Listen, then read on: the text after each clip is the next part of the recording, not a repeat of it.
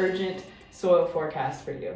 We'll be reporting from across the nation at 3 different states, Montana, Colorado, and Oregon. We'll be joined by our foreign correspondent, Allyssa Avilez, who will share information about her soil series, the Paritza series, from an undisclosed location. My specialty is the Denver series, and Carleigh's specialty is the Salcombe series. Let's move on to the rest of the forecast. Right now we're looking at the Denver soil series, which, as you may have guessed, is in Denver, Colorado. This soil is so loaded with clay and no rock content that the clay has been pushed all the way down into the parent material. The slightly acidic Salcombe series, fresh out of Oregon, is also a mainly clay soil with some silty clay mixed in. Looking to the east, we have the Paritza soil in Bighorn County, Montana. The Paritza is a reddish-brown silt loam formed out of residual parent material known as red silty shale coming from the famous Checkwater Formation. Now we come to an overview of the series. The Paritza series and the Denver series both have very similar pHs, whereas the Paritza series is the only series to have effervescence. We notice a lot of similarities between the Denver and the Salcombe series. These 2 series are loaded with clay and have multiple distinct horizons that are defined by that feature. The Paritza series, however, has 3 weakly weathered horizons. Allyssa, if you're standing on that soil, you might want to watch out. It could cave in on you at any moment. There's rain in the forecast. Each of these soils experiences a very different precipitation situation, try to say that fast, that influences their capacity for plant available water. We're going to go back over to Allyssa to see how precipitation affects her soil series.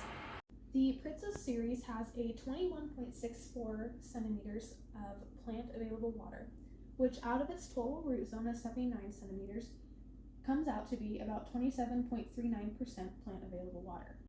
The Salcombe series is a soil that experiences quite a lot of precipitation. While the plant available water is only about 11 centimeters cubed per centimeters cubed of soil, the soil is continuously oversaturated. The Denver soil series was a bit of an alien, because even though it exists in an arid climate, its plant available water capacity was 16 centimeters cubed per centimeter cubed of soil. Wow, the Paritza series may be weak on clay, but it's high on plant available water. The Paritza series had a whopping 21.6 centimeters cubed of plant available water, followed by the Denver series and then the Salcombe series. Which is ironic because the Salcombe series has the highest precipitation.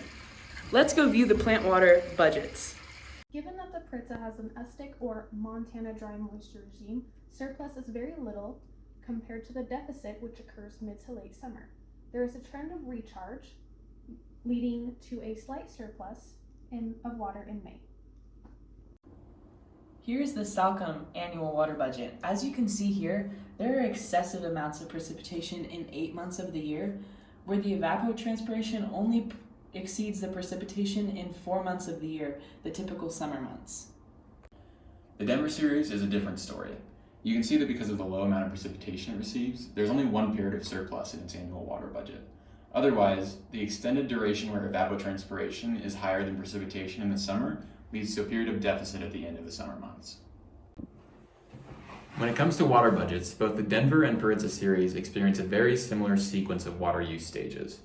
They experience a period of recharge, followed by surplus, then use, deficit, and recharge. During the summer months, they both experience the same time period where evapotranspiration is high enough for an extended period of time compared to precipitation that they enter a period of use and then deficit. In comparison to the summer months, the winter months are flipped, where the precipitation levels exceed the evapotranspiration levels. This creates a period of recharge to lead into the period of surplus.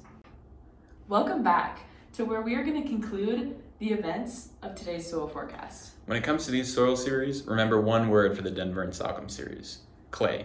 When it comes to the Paritza series, remember weak. Now when it comes to plant available water, remember that the Salcombe series may have the lowest, but they really take the lead in the precipitation levels.